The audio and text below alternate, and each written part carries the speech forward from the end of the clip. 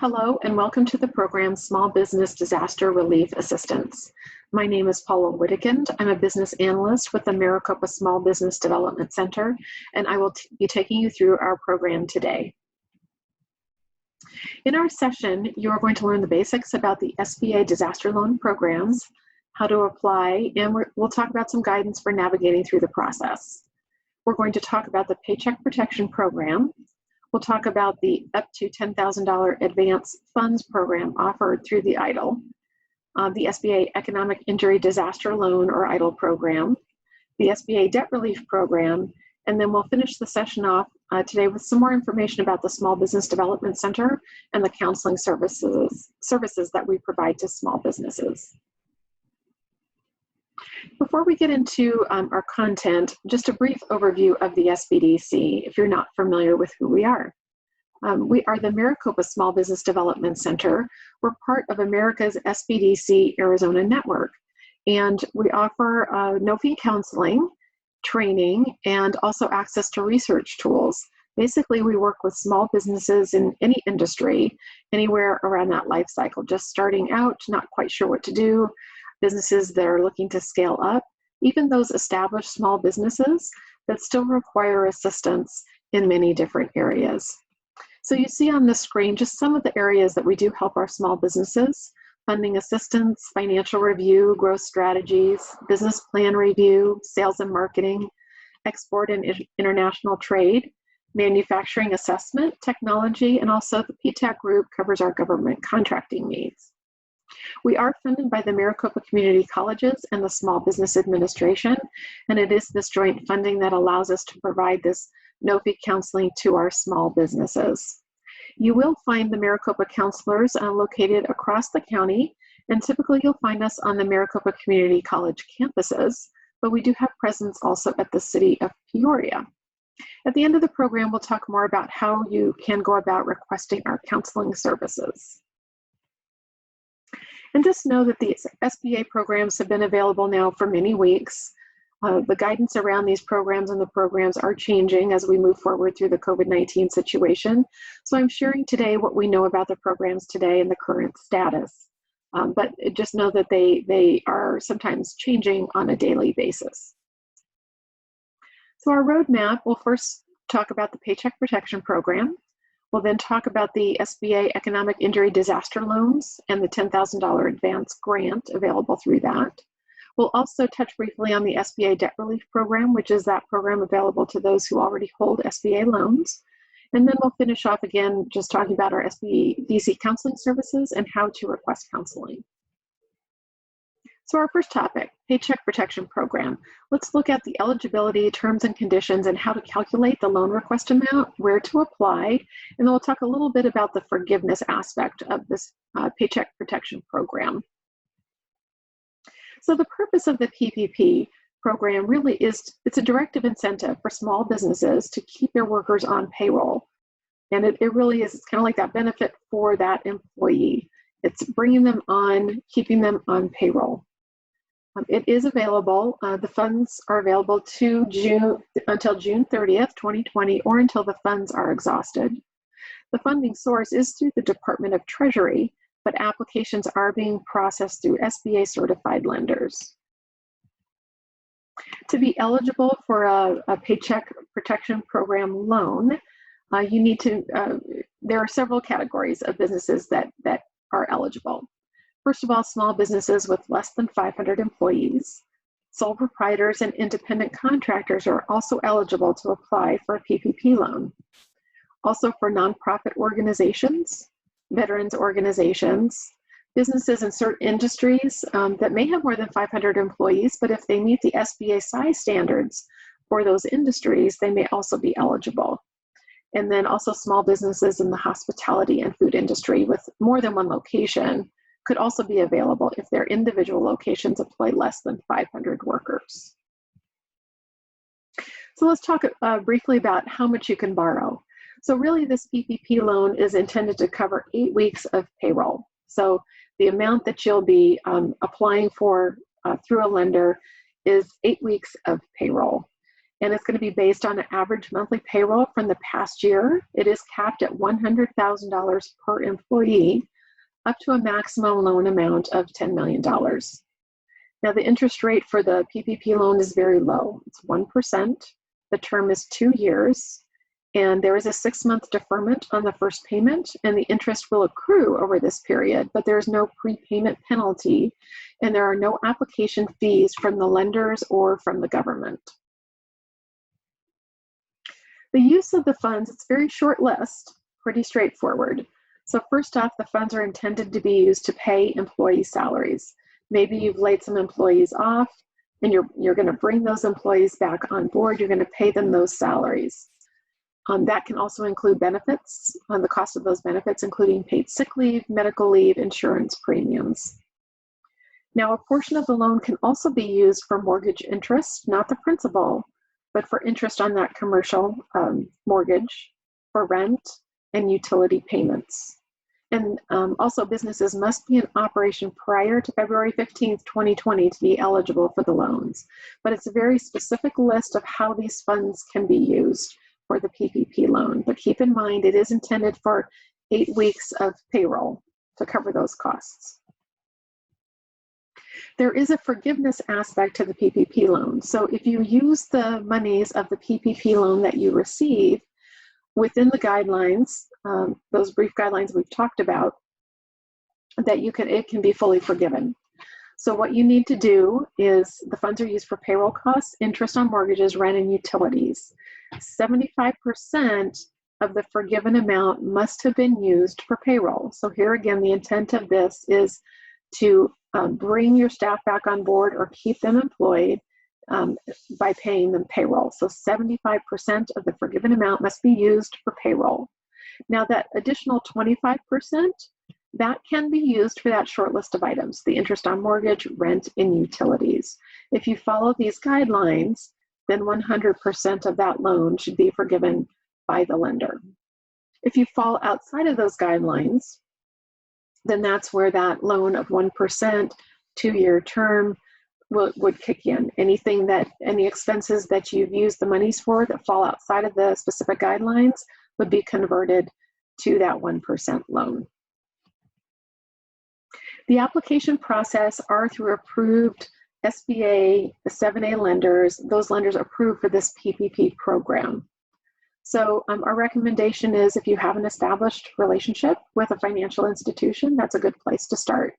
Go check in with them. Several of the lenders may not be offering the PPP loan program anymore, as you know, we've been in this several weeks, but start there and ask first if they're still accepting applications for the PPP loans. If not, there is a list of other lenders, and you can certainly approach other lenders, and there are still lenders that are approving PPP loans. So the opportunity is still available. Now, the program will be available through June 30th of 2020 or until the funds that have been allocated for the PPP loan program are exhausted. As I said, there is an SBA approved lender list, and shown on the screen here is a link to a list of lenders, Arizona lenders, approved for the PPP program. So this is about a 2 to 3 page list, so many options there for you to explore lenders to look for the PPP funds. So go to that link on the site and download that list, and that's where you can begin your search. Now, required documentation. When you do go to the lender, you will need to fill out an application form, the SBA Form 2483. They typically are going to be asking you for your 2019 tax returns. So if you've not had those prepared, I would recommend getting those prepared because you will need to produce those returns. The 940 federal unemployment tax form and the 941 employer's quarterly tax return if you have staff that you're paying payroll to. Any payroll statements or reports supporting documentation. Other things that might apply just depending on how you're structured as a legal entity in your business: invoices, bank statements, books of records. Basically, you're going to need to show documentation that can be used to prove the calculation of the amount of the loan that you are eligible for based on, you're looking at 8 weeks of payroll. Now, on the screen is shown a link to the U.S. Treasury government website, and they do have guidance documents, and there is one there that's how to calculate loan amounts based on your specific business situation. So I would encourage you to go to this link on the screen and search for that document, how to calculate loan amounts, and that steps you through on how to make those calculations, and also refers to different documentation that you may need. Now here's just a couple of basic examples of what the calculation looks like. Now remember, the funds are intended to cover 8 weeks of payroll, so that's where this calculation is coming from. Step one, basically, is you're going to take an aggregate payroll cost from the last 12 months for employees whose principal place of residence is in the United States. So these funds are intended for staff that are residing in the United States. Now there are different, this is saying 12 months in this step one, but for seasonal businesses, there are date ranges that may vary that you can use more appropriate to your seasonal business, if that's more appropriate for who you are. Then step two, what you're going to do is you're going to subtract any compensation paid to an employee in excess of an annual salary of $100,000. So you would subtract any compensation in excess of $100,000 per year that you've paid yourself. Step three, calculate the average monthly payroll costs, and then you're going to divide that amount in step two by 12 to get a monthly number. And then you're going to multiply that average monthly payroll cost in step three by 2.5. And then what happens is you're going to add the outstanding amount of an economic injury disaster loan, the EIDL loans, which we'll be talking about next. So if you have received an EIDL loan, then you're going to add that loan amount in. And if you received an EIDL advance, you would subtract that from that because it does not need to be repaid. So it's kind of a basic example of what that calculation looks like. And here's just one example. So say for ABC business had a total annual salary of $120,000 and none of the employees' salaries exceeded that $100,000 limit. So you're going to take the total payroll cost for 12 months, in this case $120,000. You're going to subtract compensation paid to employees in excess of $100,000, which in this case is 0. And then you're going to calculate the average monthly payroll cost by dividing step 2 by 12. And that leaves us a $10,000 average monthly payroll cost. And then you multiply it by 2.5. So remember, it's at 8 weeks of payroll. It's 2 months of payroll with a little bit over. And then you're going to add any outstanding EIDL monies that you may have received, in this case 0. So an estimated loan amount for this simple example would be approximately $25,000. Here's a second example, just now incorporating the fact that maybe you have some employees that make over $100,000. So in step one, the total payroll cost for 12 months is $1,500,000. And you're going to subtract that $300,000 amount for those employees that are making over the $100,000, taking it back down to $1,200,000. Then to calculate the average monthly payroll, you're going to divide that step 2 number by 12, which gives us $100,000, and multiply it by 2.5. So you have now $250,000 is your estimated loan amount. And so as you're applying to the lenders, you can go through these simple calculations ahead of time to get that estimated loan amount to kind of start that conversation. Now here again, there is required documentation or required guidance about the PPP loans that can be found on the U.S. Treasury website. And here again, the link is shown on the screen. So certainly stop the video here if you need to take a moment to jot that down. But go to this link, and there's all kinds of guidance documents as well as how to calculate your loan amounts. And so this is a good resource to find that official documentation about the PPP loan. Let's talk just a little bit more about what's included in those payroll costs. So typically it's the sum of payments of any compensation with respect to the employees.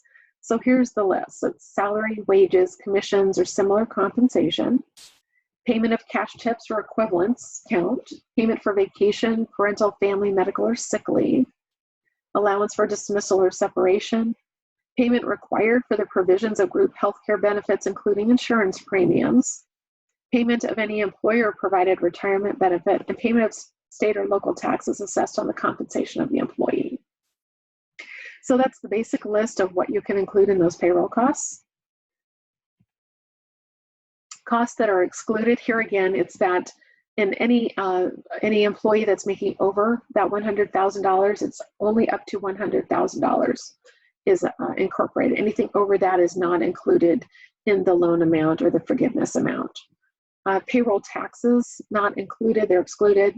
Railroad retirement taxes, income taxes, any compensation of an employee's principal place of residence is outside the U.S. And then under the qualified sick leave wages, if there's credits allowed under that Section 7000, under the Families First Coronavirus Response Act, those are also excluded from payroll. And here again, all of the details around what is included and excluded, you can find on that U.S. Treasury website, and the documents there outline them in detail. So just as a reminder, right, in order to receive that loan forgiveness, there will be a process to follow. So at the end of the 8-week period, so you receive your funds from your lender, you have 8 weeks to begin to use those funds. And at the end of the 8 weeks, then there will be a process through the lender that you need to follow to request forgiveness of the loan. Probably some sort of application or form to fill out to request that, along with supporting documentation. So here again, the rule is 75% must be used for payroll costs, and then the 25% can be used for that very short list of expenses in order to have 100% of the loan forgiven. But it's important to know that keep very detailed records of these transactions once you receive those loans. So the clock starts once you receive the funds and they're in your account. What you need to do is begin to bring your staff back on board, or if they're already on board, then continue to pay the payroll. Keep very detailed records of all the transactions, the payroll documentation, copies of checks, copies of receipts, anything that can prove that this is the way you've used the monies, that you've used the monies following the guidelines. So that's very important. So now let's move on to the SBA Economic Injury Disaster Loan. We'll talk about eligibility terms, conditions. We'll talk about the $10,000 EIDL advance, and we'll just very briefly touch on the application process. So the Economic Injury Disaster Loan portal right now is closed. There was a high demand for these loans early on, so that portal now for applying for these funds is closed. However, if you have already applied for the EIDL loan and for that advance, they are still processing those applications. So if you did do that, then your application is still in the queue, and we actually still do have clients that continue to receive the EIDL advance funds and even the EIDL loans. Now, this week they did open that up to agricultural businesses. So the EIDL portal is there for agricultural businesses. We have yet to see whether or not it will be opened up for any additional new applications. So that we'll have to wait and see. It all just basically depends on the funding and how much funding remains, and if any additional funds are provided. So on the screen, you'll see at the bottom, you might pause the video here if you need to jot it down, is the SBA.gov website. Also has information on the EIDL programs and the PPP programs. And this is where the application would be found if it does open up again. So here again, we're just going to touch on these briefly since that portal is closed, but oftentimes there is confusion now with some of our clients about what did I apply for and what's the different programs. So we'll still go through some of the basics in case you're in that, I'm not quite sure what I applied for. This may help to clarify the PPP versus the EIDL loans. So the EIDL loans were through are through the U.S. Department of Treasury. These were not through lenders. This is directly through the government. And the loans were intended to be available until December 31st or until the funds are exhausted. So we'll see what the status is as we move forward in the next several weeks. Basically, eligibility, it's for small businesses with 500 or fewer employees, and this includes sole proprietors, independent contractors, and self-employed persons, private nonprofits with 500 or fewer, and also faith-based organizations. Just some additional eligibility requirements. You know, for both of the PPP and the EIDL loans, these loans are intended for those businesses that are feeling the impact of the COVID pandemic. There are some businesses who are maintaining operations and haven't felt that impact quite as much. But these loans are for those businesses who are feeling the impact of the COVID pandemic. Again, the eligibility is based on size of the business. So if you're not sure if you qualify, you can check on SBA.gov and their website, and there are guidelines for industry sizes. So you can check that for your business if you are not sure. And again, for businesses physically located in the United States. So how much can you borrow?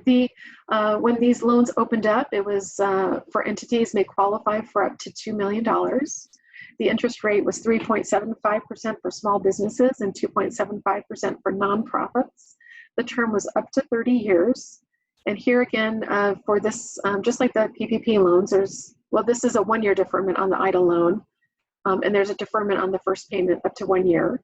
There are no prepayment penalties and no application fees from the government for the EIDL loans. You can use the funds, basically they are intended to be used to pay those fixed expenses over a approximately 6-month period of time, right? And covering things like rent, utilities, monthly debt, payroll, accounts payable, other bills that could have been paid had the disaster not occurred. So think about those fixed expenses that aren't going away, even though sales may not be coming in.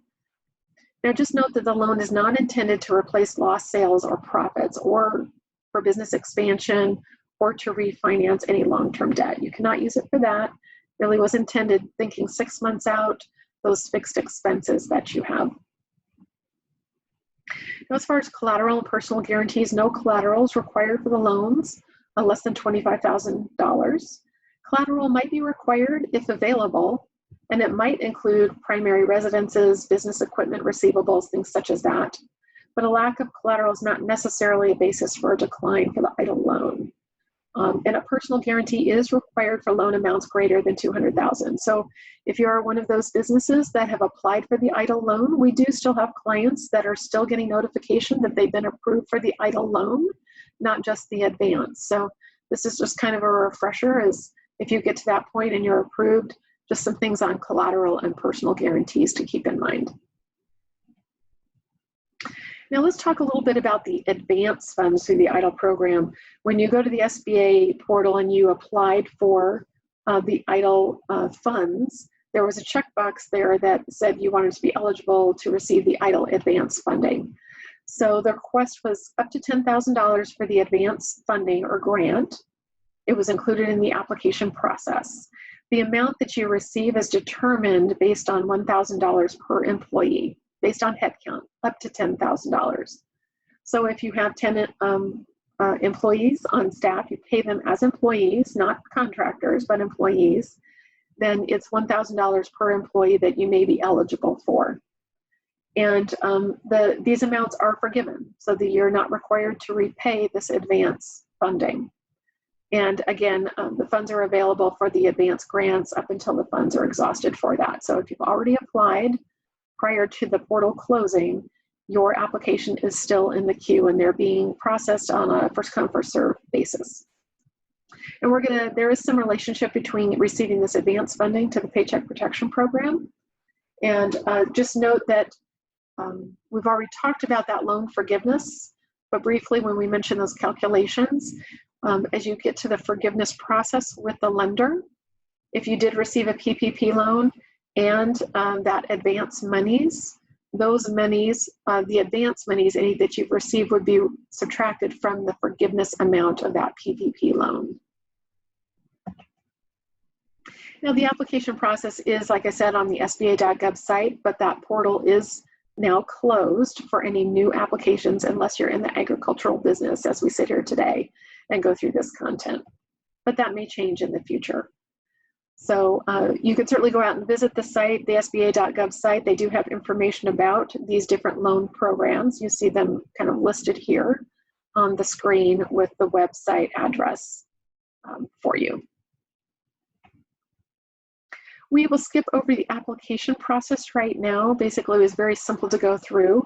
But like I said, the portal is now closed at this point in time. It may reopen in the future. We'll wait to see. But it was a very simple process to follow. but this may refresh your memory if you're someone who does not quite remember which programs you applied for. This was the application, so this may jog a few of your memories. Very simple application where you went through and you filled in some basic items about your business, and you checked the box about being interested in the $10,000 advance and entered your bank account information. Now, if you did apply for the EIDL loan, the advance in the grant, what happens is these monies, if you're awarded that grant money, it will just show up in your business bank account. And it's based on, of course, the information you put into the application. And typically you're not going to get an email, any notification saying you've received the advance fundings. You'll see it show up in your bank account. And typically there's a reference that says SBA Treasury on it. So that is one way to identify those monies. But that is the advance funding, and it would be up to $10,000. Another easy way to identify that is, remember, it's based on headcount. If you have 5 employees and you have $5,000 that shows up in your account with that notation, it's likely the EIDL advance. And here again, just a couple more screenshots about the application if it refreshes your memory about this is what you applied for. Now just note that after you submit your application, right, it's a first come, first served basis. We have many clients that have not yet heard back the status of the EIDL application. And so if you are interested in finding out what that is, the best thing to do is down here at the bottom of the screen where it says questions about your application, is to call this customer service number and see if they can help you provide information about the status of your EIDL application. And so what may happen is you may get someone, and if you're hearing that maybe they can't help you, I would encourage you to say, you know, others have gotten through, have been able to talk to someone about the status. Sometimes it can help to ask if you can be transferred to someone who might be able to provide some answers to you about your status. And just remember to be kind and courteous and patient. And if you don't get through the first time or don't get success the first time you call, I would encourage you to just be persistent and call the number again until you get someone who can and is willing to help you get some information to find out where you are in the process. Now also, even if you get the advance monies, that up to $10,000, you may still be eligible for that EIDL loan, that has that 3.75% interest with a 30-year terms. So what will happen is it may be several weeks later that you may get an email from them saying you're eligible for additional funding through the EIDL program, and then you would be invited to set up an account in a portal, basically. And then what would happen is likely you'll be asked for additional documentation, perhaps tax returns, financial statements, if you're moving through into that next phase of being eligible to receive the EIDL funds program outside of just the grant. All right, so that takes care of the PPP loan and the EIDL loan program. Let's briefly touch on the SBA debt relief program, and then we'll kind of summarize with some action steps and talk about SBDC counseling. So some of you may be an SBA borrower already where you have an SBA loan for your business.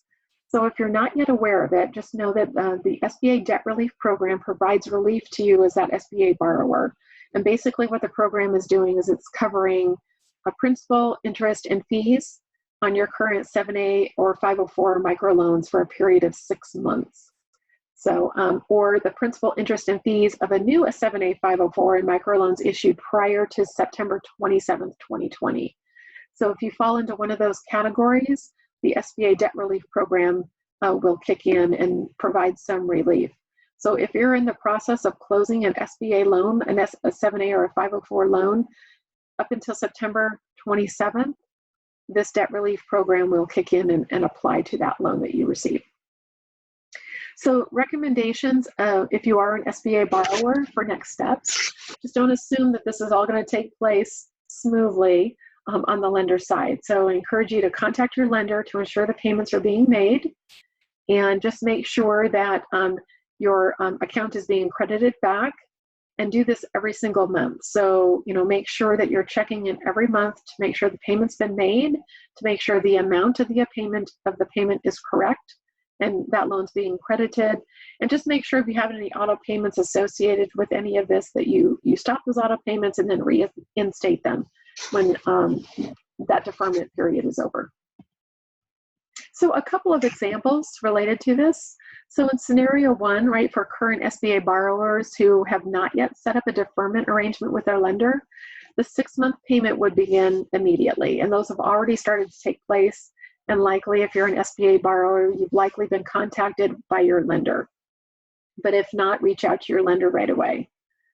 In scenario 2, for a current SBA borrower, maybe you've already contacted your lender, you're very proactive, and they set a deferment plan in place for you. So what would happen is the 6-month payment by the SBA would begin at the end of the agreed upon deferment period that you may have already agreed on with your lender.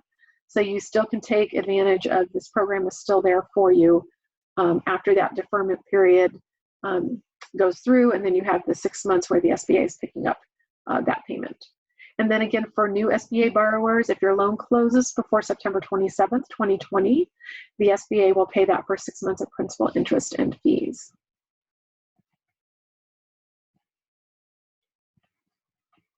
Now, let's briefly go through the an SBA. We talked about the overview of our services.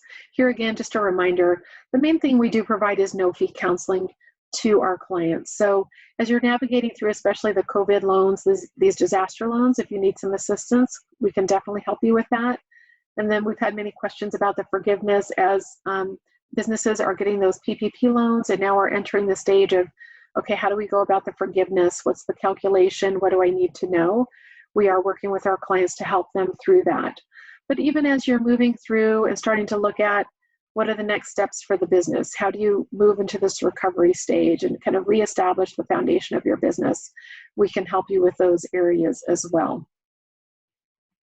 So to request counseling, again, it's no-fee counseling. What you need to do is just go to our website. It's maricopa-sbdc.com. You'll see it listed there on the screen. And then if you go down to the main page and find this request for counseling image, it'll take you to another window where you start the process. Basically, you'll fill in your email address and you'll fill out a very simple one-page request for counseling form. And what that'll do is that puts you into the system, and you'll be assigned a lead counselor, and that lead counselor will contact you within approximately 2 days.